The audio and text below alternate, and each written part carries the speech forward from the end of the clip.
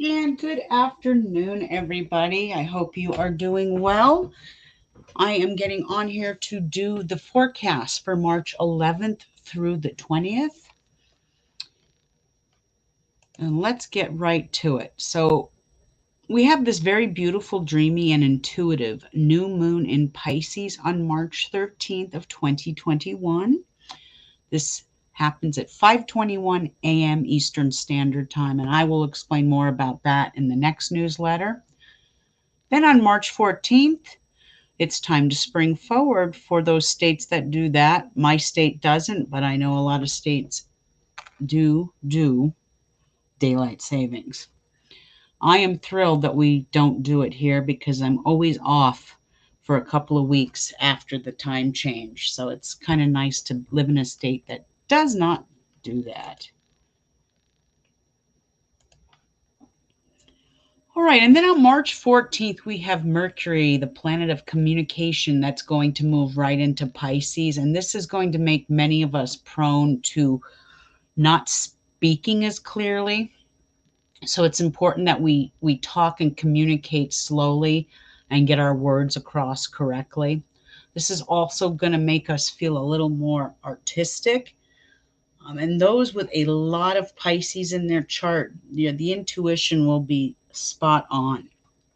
Now, if you're born with this natal placement, you will be very intuitive, imaginative. You're going to be drawn to artistic endeavors and even deeper spiritual knowledge. Many souls with this placement become teachers, writers, and even incredible artists. The only downfall to this placement is religious indoctrination. This can create addictions and also lack of rational thought. So, very important for my Mercury and Pisces to ground themselves. Okay. On March 20th, 2021, the sun moves into fiery Aries. Happy birthday, Aries. This is also the spring equinox and the changing of the seasons. Happy spring, everyone. Now, the wheel of the year moves once again and nature comes back to life. This time of year, the earth is getting ready to rebirth from that dark, cold winter, and the animals are more active, fertile, and full of life. It's a time to celebrate Ostara, the pagan Easter. Egg dishes are very popular as they represent fertility, joy, rebirth, and harmony. And even though today it's snowing and there's snow showers here, um, I can't tell right away. I don't see anything budding on the trees, but I guarantee you in another week or two there will be a lot of action here.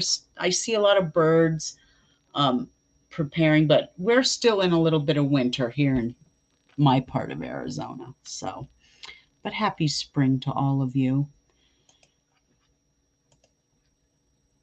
Okay, and magical folk. With the wheel of the year turning once again, this is a time to honor the elements. Green magic is perfect. Create a plant of intent spell. Last year I did this. I did a plant of intent spell. I used forget me not seeds and I placed a picture of a house I wanted. You guys have to be realistic though when you do this. It's okay to dream of a big mansion, but be realistic. So I took dirt, I took forget me not seeds, I took a quarter, some coins, and I put it into the dirt with a picture of the house I wanted and seeds. I lit a white candle or a tea light and I prayed, chanted, or meditated on what I wanted, what was my intent, what I wanted to manifest. I watered it frequently and I watched it grow along with my intentions and manifestations.